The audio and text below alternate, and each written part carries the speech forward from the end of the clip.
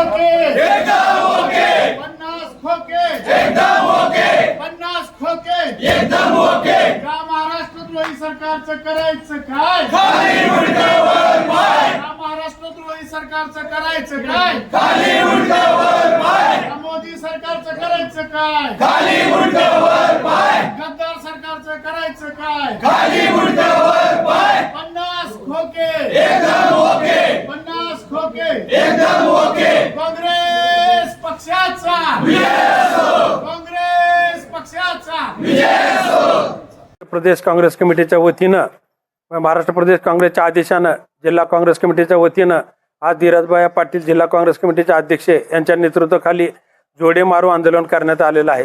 या महाराष्ट्रामध्ये शेतकऱ्याची लूट चालू आहे, गोरगरिबाची लूट चालू आहे, लोकांची फसवणूक चालू आहे।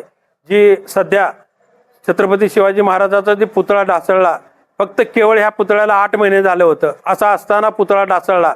एकेकाळी 50-60 वर्षाचे पुतळे, शेकडो वर्षाचे पुतळे अजून जसेला तसे आहेत। म्हणजे ह्याच्या आत मोठा भ्रष्टाचार झालेला आहे। आम्ही कालच जिल्हा काँग्रेस कमिटीच्या वतीने 1-2 दिवसापूर्वी एक निवेदन दिलेलं आहे की महाराष्ट्रामधले जेवढे काय पुतळे असतील ह्याची चौकशी करण्यात यावी, त्याचं ऑडिट करण्यात यावं। कोणता पुतळा कसा आहे, त्याची क्षमता किती आहे, किती दिवस टिकू शकतो। कारण की जी आता घटना घडली अशी घटना पुढे होता कामा नये। महापुरुषाची जर काळजी घेत नसेल तर ही लोकांची काळजी काय घेणार आहे। यापूर्वी देखील त्यांनी इलेक्शन जर जवळ आलं तर खोटे नाटे आश्वासन देऊन लोकांची दिशाभूल करून मतदान करण्याचा प्रयत्न करत आहे। लोकसभेमध्ये झालेला पराभव पुढे ठेवून त्यांनी 1500 रुपये देण्याची महिलाला दिशाभूल करणारी एक योजना अंमलात आलेली आहे। या दिशाभूल योजनेमुळे सर्व पैसा DPTCचा सर्व पैसा त्या योजनेकडे वळवण्यात आलेला आहे। एक प्रकारचा त्यांना मतदाराला इलेक्शनच्या तोंडावर डायरेक्ट मतदाराला लाच देता येत नाही, पैसे देता येत नाही मतदानासाठी, म्हणून ती सरकारच्या माध्यमातून सरकारचे पैसे वाटण्याचा प्रयत्न केलेला आहे। परंतु ही जनता आणून पडल्याशिवाय राहणार नाही। हे लोकांना जोपर्यंत कळत नाही तोपर्यंत जिल्हा काँग्रेस कमिटीच्या वतीनं महाराष्ट्र प्रदेश काँग्रेसच्या वतीनं आम्ही जिल्हाभर असेच आंदोलन चालू ठेवणार आहेत।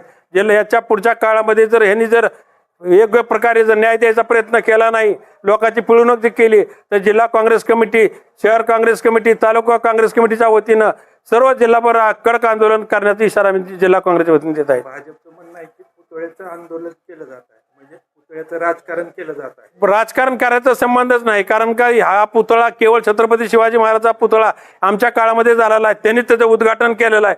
त्यावेळी त्यांनी पडताळणी करायला पाहिजे। ह्या पुतळ्यासाठी 39 कोटी रुपये त्यांनी निधी दिलेला आहे। 39 कोटी रुपयाचा जर पुतळा पडत असेल त्याच्यापेक्षा मोठा भ्रष्टाचार काय म्हणावा लागेल।